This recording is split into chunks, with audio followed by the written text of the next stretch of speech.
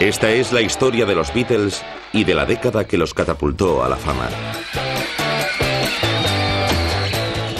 En 1960 el Partido Conservador inglés estaba en el poder y el pop americano predominaba entre los jóvenes. A finales de los 60 el primer ministro británico era un hombre de clase media y la cultura inglesa se expandió por el mundo. La píldora trajo consigo el sexo sin miedo al embarazo, la homosexualidad se legalizó y la censura en los cines desapareció. Los 60 fueron responsables de algunos de los mejores movimientos en arte, danza, mímica, música y teatro. La sociedad de consumo floreció. La mitad de los ingleses tenían casa propia y cada vez eran más los que veraneaban en el extranjero. De repente, con los Beatles, ya no íbamos a ser como nuestros padres. Los Beatles fueron el motor de esta transformación. I Want to Hold Your Hand. Cuando la oí, mi vida cambió. Esta serie trata la revolución cultural y social que supusieron los 60. Los Beatles se convirtieron en símbolo de la década. 4 chavales de Liverpool que se enfrentaron al sistema establecido y ganaron. El mundo no volvería a ser el mismo.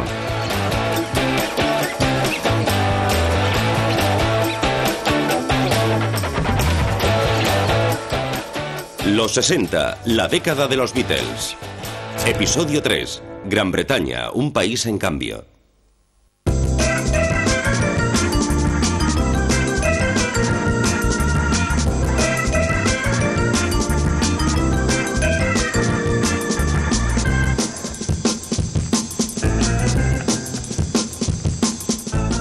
Segura de sí misma y colorista, en 1965 la década de los 60 estaba en pleno apogeo.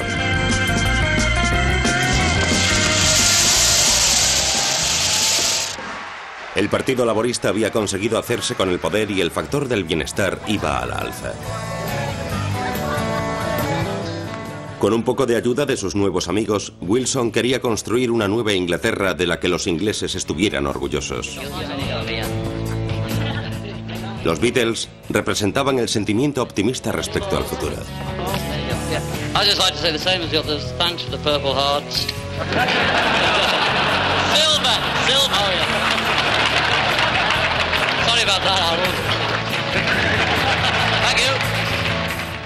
En 1965 los Beatles personifican el moderno Londres. Su actitud de nada es imposible era imitada, su éxito celebrado y su elegante look copiado. Todo el mundo podía parecer un músico de pop. Se cortaban el pelo como los Beatles, claro. Su peinado, que 5 años antes parecía una especie de disfraz, se popularizó enormemente.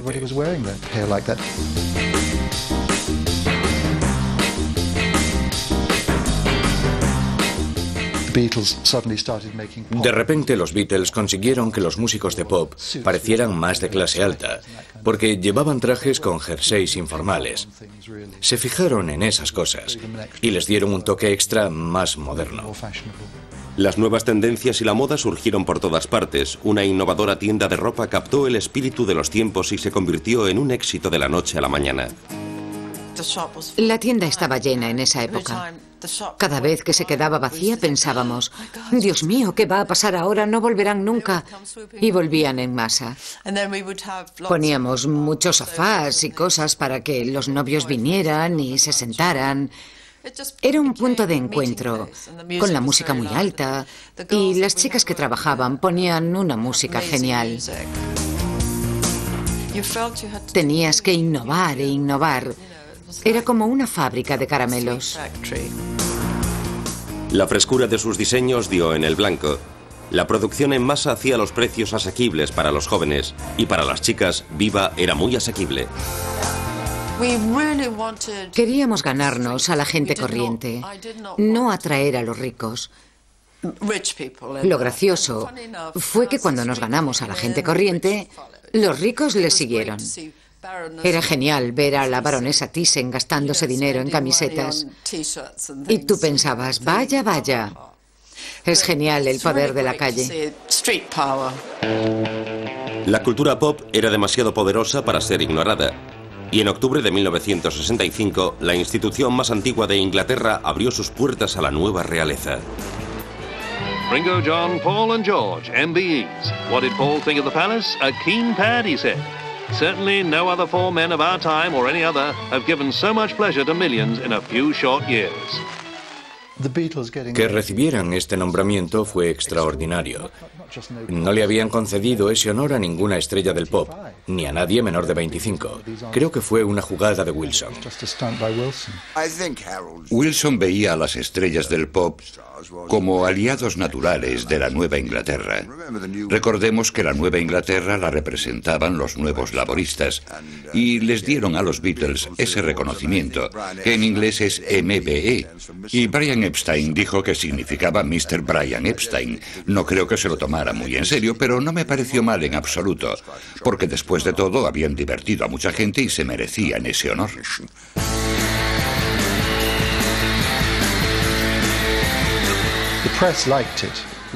A la prensa le encantó, pero los otros caballeros se quejaron y dijeron que los Beatles eran una panda de bobos. Algunos incluso devolvieron sus condecoraciones. Fue un primer paso extraordinario hacia el mundo en que vivimos ahora, en que a cualquier artista le hacen caballero. Discutieron con Brian sobre si sería una concesión al sistema, pero finalmente lo aceptaron. Los Beatles tenían un elemento nostálgico de entretenimiento. Quizás ese era el aspecto de los Beatles. Parecían artistas tradicionales, y puede que eso alienase a muchos jóvenes porque gustaban demasiado. No querías ser fan del mismo grupo que tu abuela, sino de uno que no le gustara. Así que supongo que los Rolling Stones llenaron ese hueco. Eran como muy malos. Tenían una rebeldía que parecía totalmente inocua, pero daba en el clavo.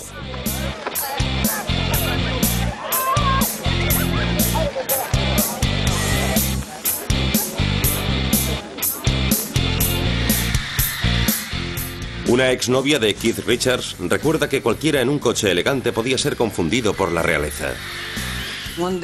Un día teníamos un Bentley, era de Keith, con cristales tintados, y teníamos banderines del Vaticano, como banderines oficiales.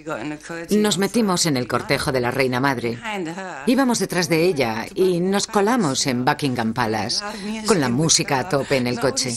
Nadie nos detuvo y estuvimos conduciendo por ahí, pasamos todos los controles y fue muy divertido darse cuenta de lo que se puede hacer con un coche así. Nadie estaba acostumbrado a una idea semejante. Podías meter el coche en palacio ante las mismas narices de los guardias a caballo. La policía no te perseguía. The Rolls embodies all that is excellent, from cigar lighter to cocktail cabinet, to the silk smooth 8-cylinder power unit, to which 100 is a mere cruising speed. We look, admire, and hope to sign that check for $10,000. Creo que toda una clase social se sintió amenazada por ellos. Keith tenía un Bentley, Mick tenía un Aston Martin.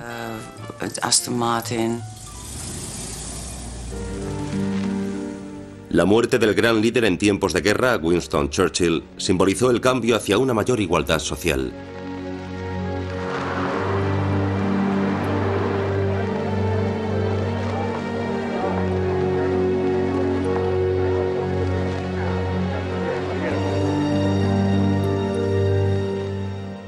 En enero del 65, cientos de miles de personas fueron a presentar sus respetos a Winston Churchill. El funeral se emitió en toda Europa y lo vieron 350 millones de espectadores.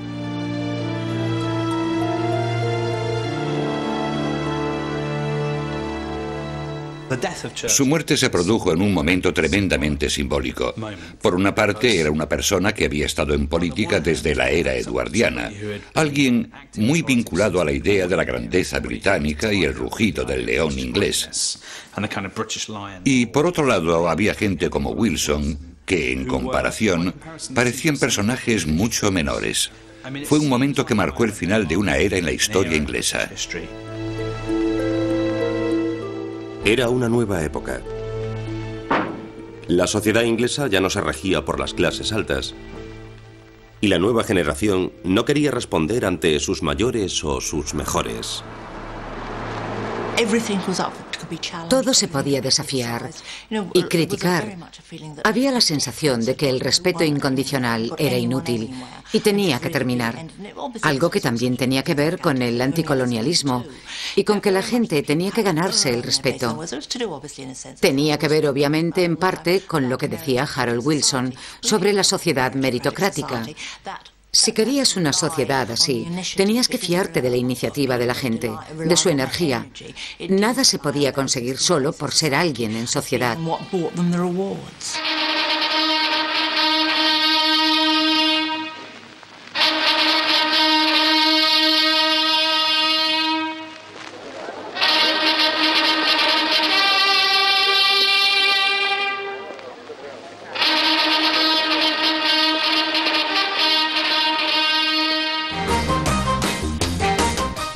En 1965, el renacimiento cultural inglés estaba en pleno apogeo.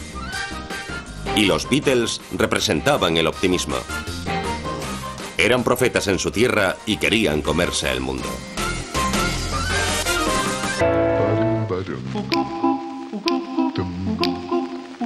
The records of the famous four have been in more demand on Radio Caroline than any others. Caroline's top disc jockey, Simon D., made the presentation and told the group all about the thousands of requests for their records that he receives. 1965 fue el año en que los Beatles conquistaron el mundo. Se convirtieron en un fenómeno global y comenzaron a disfrutar de la recompensa que les trajo la fama internacional. La rapidez y la repercusión que tuvo su éxito en América significó que los Beatles probaran de primera mano lo que era la auténtica fama internacional, la verdadera celebridad. Estaban comenzando a disfrutarlo. All again about the American tour. It was pretty rough. We've had so much success that we don't care if it fades tomorrow. We've reached the point where we don't have worries anymore. That's the point most people want to reach.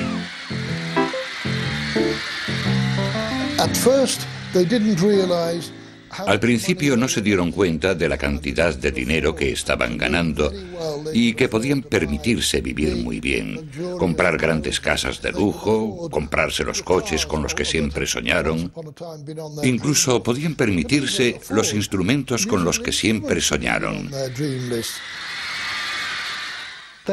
Eran jóvenes que de repente tenían mucho dinero disponible. Durante un tiempo no era riqueza en el banco, sino que les daban dinero contante y sonante. Y si eras un chaval de Liverpool que habías crecido en los 50, no tenías de eso. Así que corrías a comprarte toda la ropa y todas las camisas que pudieras. Los Beatles emprendieron otra gira mundial que incluía Australia y Nueva Zelanda. La Beatlemanía era tan histérica como en su propio país. Arriving to meet the citizens were John Lennon, two other Beatle regulars, and Jimmy Nicol. Jimmy, of course, was deputising for Ringo Starr, who'd been too ill to travel at the same time, but was coming along later. Are you individually millionaires yet? No, that's another lousy rumour, wasn't it? Brian Epstein a millionaire? No, even he's not one, poor fellow. Where does all the money go? Well, a lot of it goes to Her Majesty. She's a millionaire.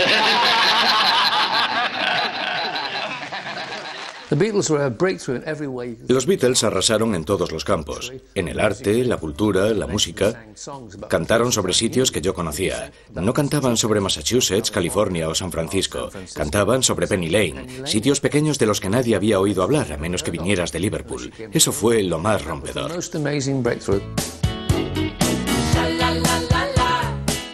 Sus canciones inglesas se pudieron entender en el extranjero. Y en agosto de 1965 tocaron en Nueva York ante la cifra récord de 55.000 personas. Los Beatles se habían convertido en el mejor producto inglés de exportación y abrieron las puertas a todo el que fuera británico. A los americanos les encantaba y llamaban a Londres la ciudad moderna.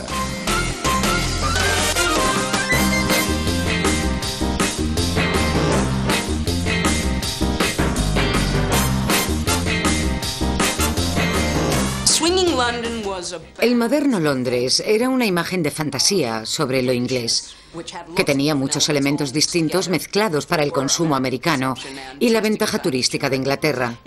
En fin, minifaldas, chicas y chicos con pelo largo, elegancia, la reina, la clase trabajadora, los grupos de pop y las bandas de rock. Tenían que ver con la innovación. Y la moda era probablemente lo más representativo. Eso era Carnaby Street. Los chicos con sus trajes mod, las botas puntiagudas a lo Beatle, las chicas con la falda corta, las medias que se ajustaban tan bien a las piernas. Era difícil encontrar medias así en los Estados Unidos. La ropa y Carnaby Street eran ingredientes importantes en la explosión del moderno Londres. La nueva moda necesitaba nuevos rostros, y de repente las modelos saltaron a la fama y la riqueza siguiendo los pasos de las estrellas del pop. Twiggy representa parte del espíritu joven de los marchosos 60, como se suelen llamar. También es un gran ejemplo de alguien catapultado de la oscuridad de la clase obrera a la fama internacional.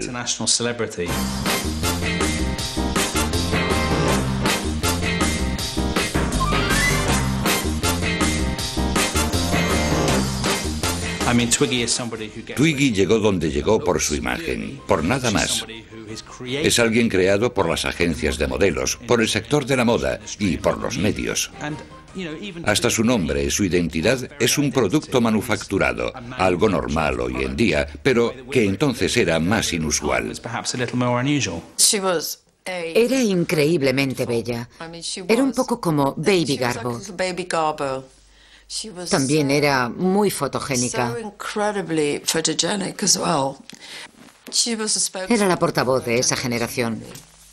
Con las modelos llegaron los fotógrafos y surgió una nueva generación de profesionales de lo moderno.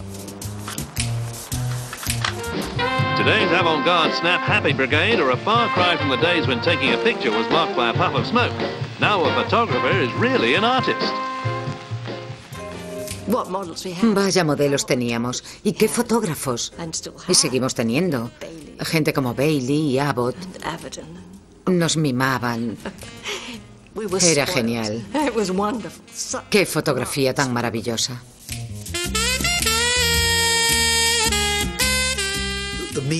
Los medios crecían, la moda también, y de repente la fotografía, sobre todo en moda y belleza, se convirtió en algo de lo más importante para todo el mundo.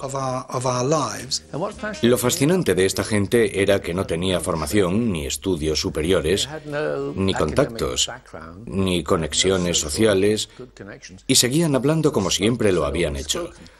Pero la generación anterior era gente obviamente de clase media, y se habían hecho fotógrafos de sociedad, pero ocultando su acento, fingiendo tener otros orígenes, dándose aires de grandeza.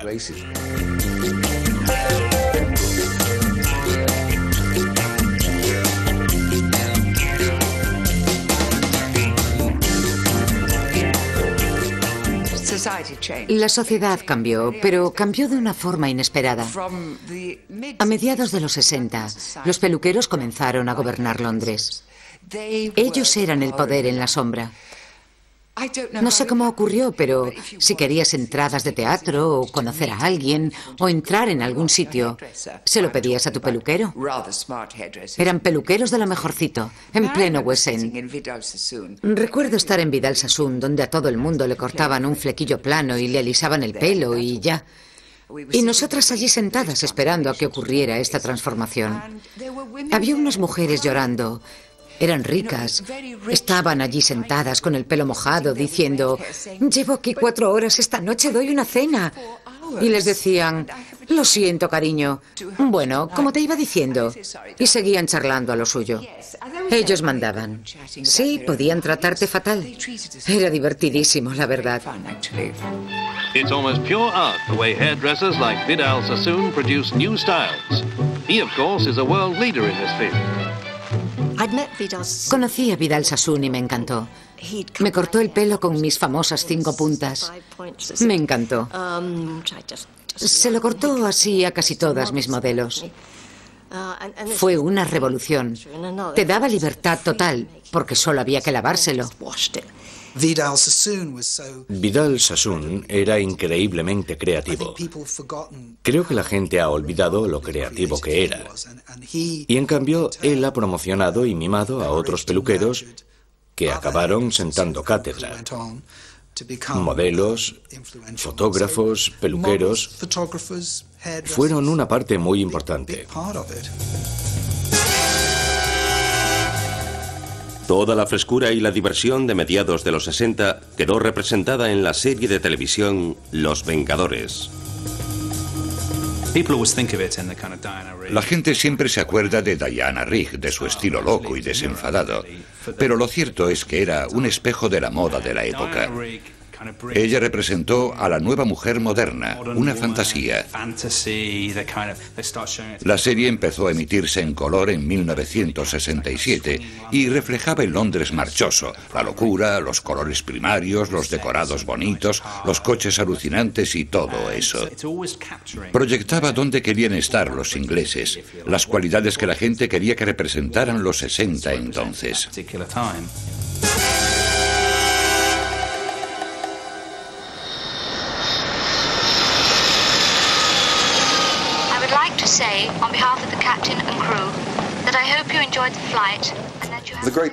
Lo que los 60 supusieron para muchos ingleses es que pudieron viajar. Ir al extranjero era algo que estaba por encima de las posibilidades y la imaginación de la mayoría de los británicos en los 50. Pero en los 60 llegó la era de los paquetes de vacaciones. Empezaron a ir a Benidorm en lugar de a Blackpool. Inglaterra prosperaba y se creó un nuevo perfil de persona que viajaba al extranjero.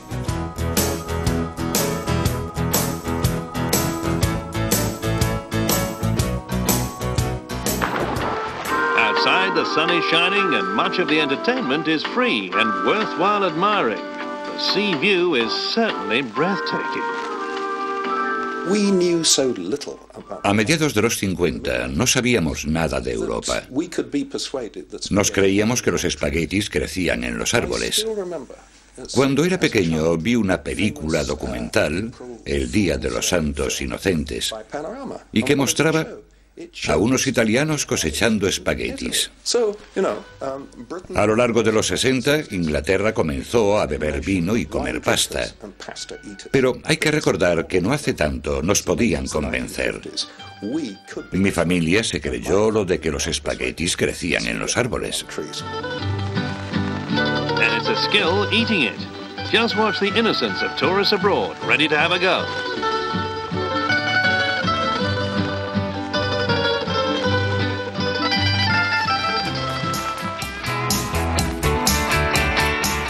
Pero en casa era otra historia.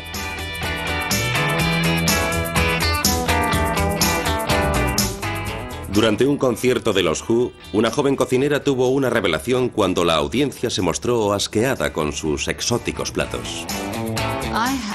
Pensé que estaba siendo muy original porque decidí poner pizzas. Y lo hice. Hice pizza y un guiso de carne. Eran muy baratos y los podías servir en el intermedio. Y no vendimos nada hasta que sacamos casi toda la carne del guiso y lo vendimos como judías guisadas. Y pusimos la pizza, la cortamos en cuadrados, los doblamos y los vendimos como sándwiches de tomate. De otro modo no se vendía. A los jóvenes les espantaba comer algo con aceitunas y queso derretido. Era demasiado extranjero. Casi todo el mundo quería comida específicamente inglesa. Y casi todos seguían prefiriendo unas tranquilas vacaciones en la costa inglesa.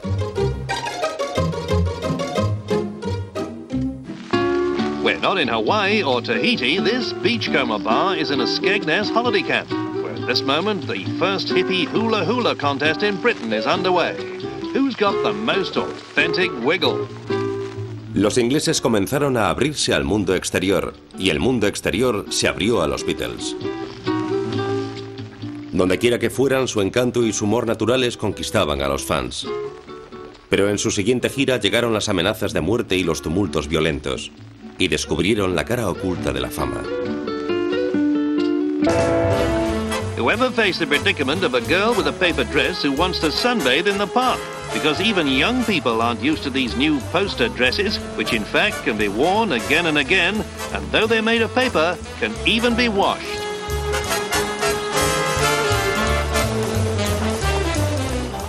El pueblo británico disfrutó de 2 años de nueva riqueza y libertad bajo el gobierno de Harold Wilson. Pero en 1966 Wilson quería provocar un gran cambio.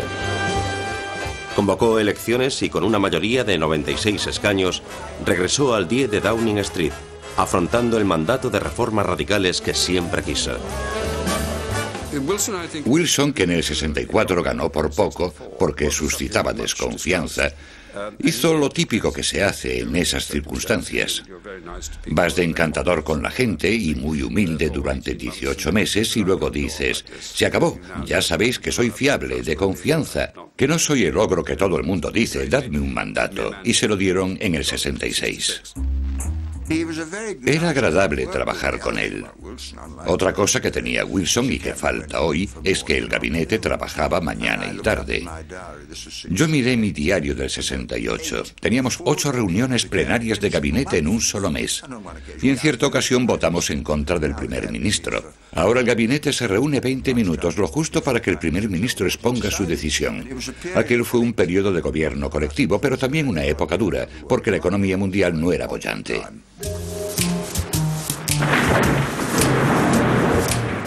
La economía británica estaba en mal estado y los Beatles pusieron su granito de arena para ayudar. Obviamente los Beatles tuvieron un gran impacto económico. Vendieron muchos discos, todo tipo de objetos relacionados. Se fueron de gira por los Estados Unidos, llenaron estadios enteros y supongo que hubo un efecto rebote y la gente vino a Londres. Incluso al principio venían a Abbey Road para ver cómo era y a Liverpool a conocer los orígenes de John Lennon. Así ayudaron a la economía.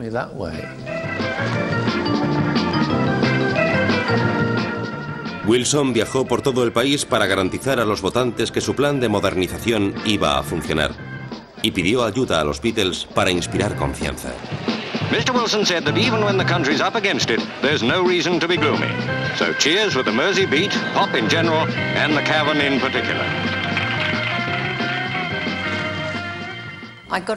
Me subí al tren. Era Navidad. Y me subí justo en el vagón donde Harold Wilson estaba haciendo un crucigrama. Estaba solo. ¿Te imaginas eso ahora? Yo iba a las Islas Scilly. Tenía una casa en Polperro. Él allí sentado en el tren fingiendo ser otra persona y yo fingiendo que no lo conocía. Y él fingía saber quién era yo. Así la cosa. Y de repente alguien dijo, es Harold Wilson, joder, es Harold Wilson. Y él se encogió en su asiento. Cuando llegamos a Plymouth dijimos, hay mucha policía en la estación. A lo que él respondió, creo que eso es por mí. Vale, respondimos bien. Y así seguimos. Y cuando llegamos a Liscar, fui a por mi maleta y él se levantó y dijo, no, esa es la mía. Y yo dije, no, ¿es mía? Y él dijo, es mía. Y yo, no, es mía. Y él la abrió y dijo, oh, aquí hay muchas fruslerías. Después abrió la puerta del pasillo, abrió la ventana y dijo, adiós. Tal cual. Fue genial. Fue genial porque nadie, excepto el que dijo, joder, es Harold Wilson, nadie dijo nada. Eso es muy inglés, ¿verdad? It's so British, isn't it? Harold Wilson tenía una gran idea. Una idea que volvería a poner a Gran Bretaña a la cabeza. Una Inglaterra tecnológicamente moderna, ocupando su lugar correspondiente, siendo una potencia mundial de nuevo, pero una potencia reconfigurada, no anticuada a lo imperial, sino a la cabeza de la innovación, de la fabricación. Lo pensó porque se dio cuenta de que la tecnología siempre es un factor determinante en la política a largo plazo. Se puede hablar de la edad de piedra, de la de bronce y de la era del ferrocarril, de la informática y de la era espacial. Él comprendió que eso requería planificación y si se lo dejabas a las grandes empresas estabas perdido. Wilson se traía algo entre manos. Fue un periodo de enorme actividad en términos de diseño inglés, estilo inglés, arquitectura, música, moda. De repente Inglaterra, de la nada, se puso a la cabeza mundial en estos campos. Había un gran optimismo y no era un espejismo. Había gente fabricando minis, construyendo nuevos edificios céntricos por todo el país. La modernidad estaba de moda y Wilson triunfó asociándose a todo eso.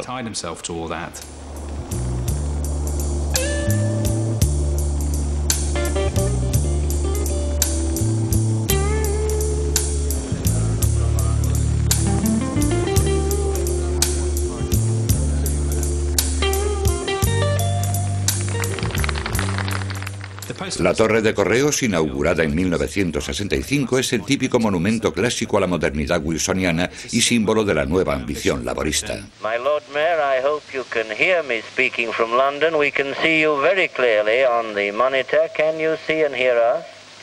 Well, I thank you for your greetings, Mr. Prime Minister. Tony Benn y Harold Wilson iban al restaurante giratorio, propiedad de Billy Butlin, en lo alto de la torre, y tomaban cóctel de gambas con patatas. Y todo era muy moderno, elegante, creaba tendencia, era nuevo. Y estaba en pleno Fitzrovia, daba al viejo Londres, y esa era la nueva Inglaterra que Wilson iba a crear.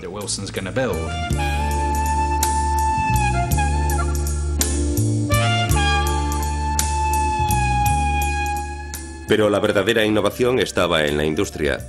Y aunque estaba al borde de la bancarrota, conseguía responder al desarrollo y la creación de todos estos nuevos productos. Se creaban nuevos prototipos utilizando nuevos materiales y diseños. Let's face it, even in the swinging city, comfort means a great deal to the smart set.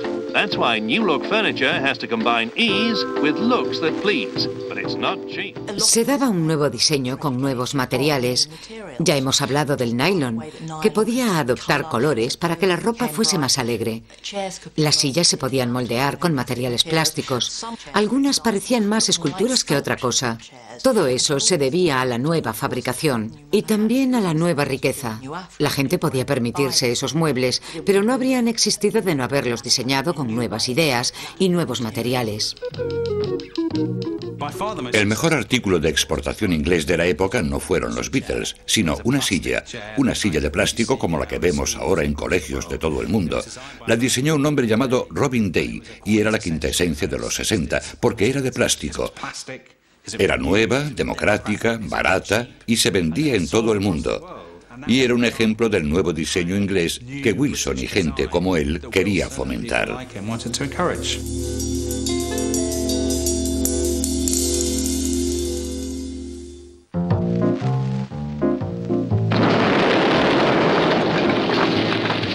In the Kenfield, an old banger has been sacrificed in the cause of art.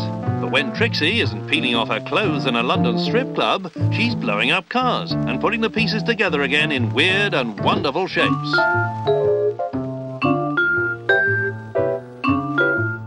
A mediados de los 60, la incipiente y loca creatividad se había instaurado firmemente como principal corriente. There was an art explosion. Hubo una explosión artística. Supongo que tomó varias formas. El pop art era inteligente porque decía: una botella de Coca-Cola es tan bella como una de vino. Y el esnobismo de la decoración francesa cambió. Los artistas llevaron al límite la experimentación audaz y derribaron las viejas ideas estancadas que hacían que el arte fuera arte. Londres se convirtió en un imán para la vanguardia. El artista David Medalla exploró la escultura en movimiento en 1964. Había libertad, no para hacer lo que te diera la gana, sino para que si alguien te decía: oye, eso no es posible, no puedes hacer eso, le dijeras: pues sí, es posible, puedes derribar cualquier barrera. Eso fueron los 60.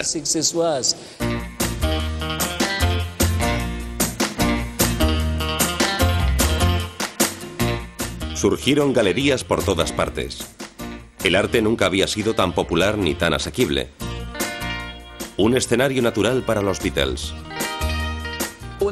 Cuando los Beatles se mudaron a Londres eran lo mejorcito de la ciudad, lo mejor del mundo. Se movían por círculos muy interesantes, de arte y de vanguardia. No olvidemos que John había ido a la escuela de arte, y eran parte de todo eso.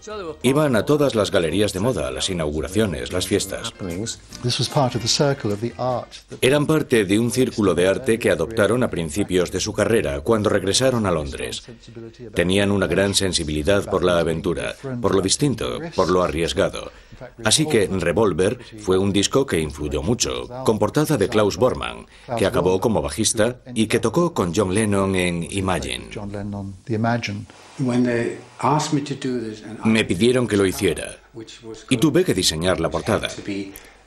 Tenía que ser una portada adecuada para una obra tan fantástica. Eso me animó mucho, hacer una portada tan magnífica. Estoy orgulloso de ello. Ahora lo oyes y dices, bueno, pero entonces fue un punto de inflexión. Las letras ganaron interés.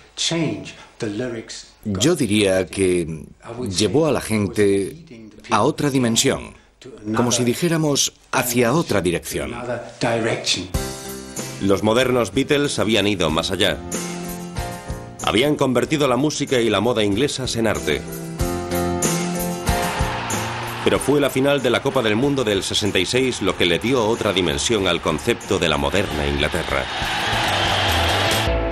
Inglaterra estaba en lo más alto. La prueba definitiva llegó en julio del 66 en la final de la Copa del Mundo. La televisión llevó el partido a 32 millones de hogares en todo el mundo. La audiencia contuvo la respiración. Inglaterra se enfrentaba a su archienemigo. Habían pasado solo 21 años de la guerra y había mucho lastre político. No era un tema de xenofobia o chauvinismo, como ahora en cualquier partido anglo-alemán. La única excepción se produjo en un artículo de un periodista que dijo que, tal y como habíamos vencido a Alemania 2 veces, en su deporte nacional, la guerra, no hacía mucho, teníamos que vencerles al día siguiente en nuestro deporte nacional. La expectación que genera Inglaterra en cualquier deporte y que siempre tenga que ganar lleva con nosotros desde principios del siglo XX. Y en 1966 la gente finalmente pensó, bueno, he aquí la oportunidad de lograrlo. Jugamos en casa, tenemos todas las ventajas, tenemos grandes jugadores. Había mucha expectación, mucha excitación, mucha presión sobre el equipo. And here scores for the 3rd time. England have won the World Cup. Ver aquel gol en la final de la Copa del Mundo fue muy emocionante. Yo tendría unos 14 años. No recuerdo gritos antialemanes. Fue todo genial. El patriotismo no es que estuviera a la orden del día, pero era un triunfo para los ingleses. Lo necesitaban y se lo merecían desde hacía tiempo.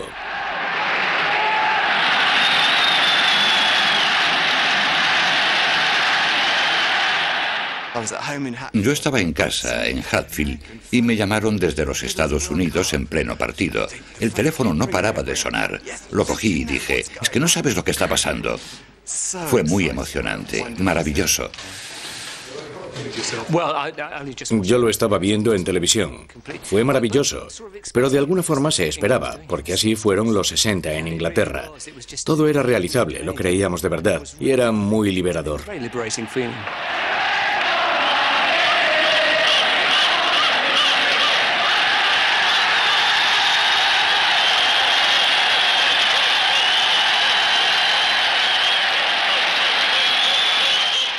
Por primera vez, los futbolistas se elevaron a la misma categoría que las estrellas del pop. Pero la burbuja iba a estallar. Over the city of London spread gloom and apprehension. There was another attack on the pound. In the stock exchange... De la noche a la mañana, la euforia nacional se apagó. Harold Wilson no podía seguir ignorando la crisis económica. El primer ministro del pueblo impuso una serie de duras medidas para recortar gastos. La fiesta terminó. Julio del 66, que todos recuerdan por la Copa del Mundo, Inglaterra a la cabeza mundial, conquistando el orbe futbolístico y todo lo demás, coincidió con una gran crisis de la libra, una gran crisis económica que llevó a Inglaterra al filo de la bancarrota. y hubo que afrontar una serie de medidas muy austeras, muy severas. Fue una extraña paradoja de los prósperos 60.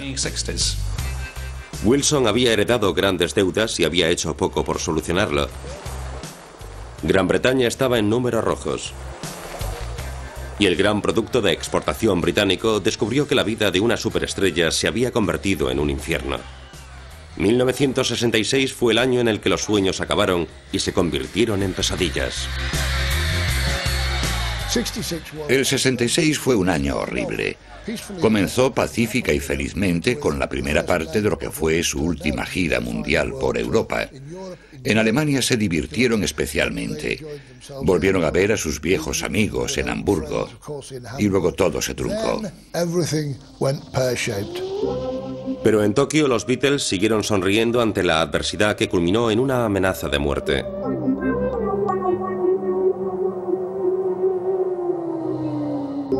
Su siguiente parada era Manila, la capital filipina. Volvieron a enfrentarse a multitudes iracundas por un malentendido con la primera dama, lo cual les obligó a huir del país en estampida.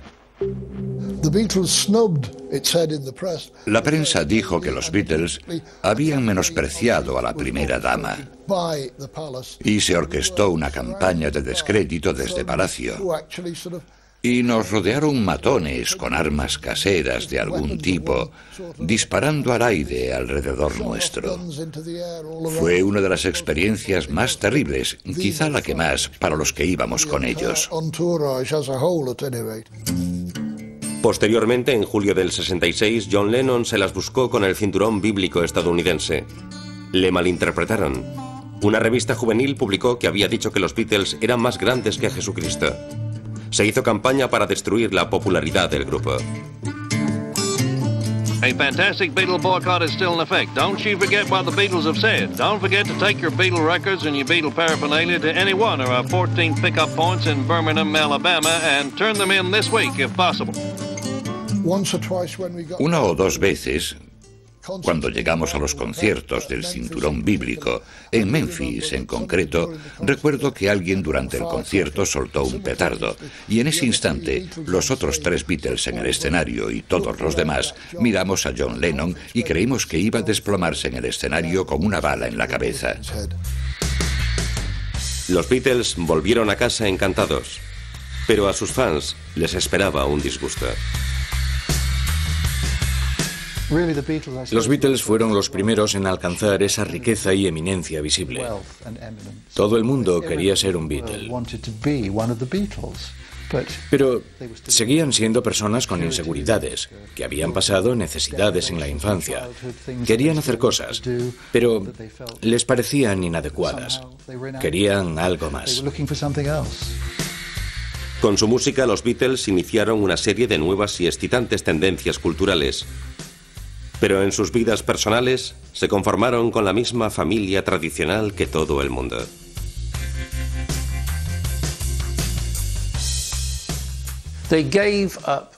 No quisieron ir de gira por la presión, pero también por el aburrimiento de viajar, de vivir en hoteles, de tocar y no poder oírse por el griterío de 100.000 personas.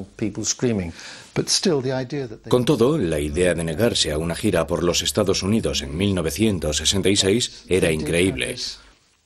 Pero tenían ese instinto, sabían que hacían algo nuevo y diferente, y había la sensación constante de estar amenazados.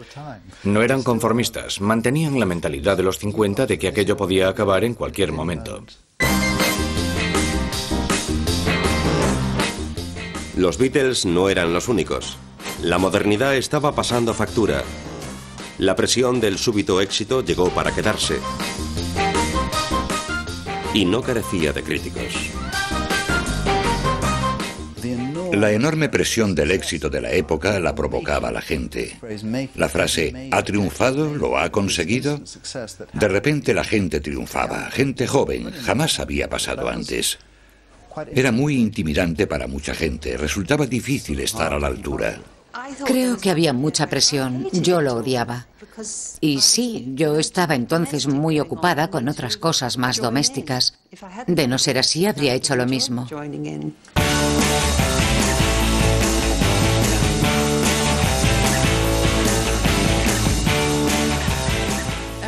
Aunque parecía que estábamos todo el día de fiesta, todo el mundo trabajaba mucho y los sábados sí nos divertíamos, pero también trabajábamos hasta el agotamiento, en serio.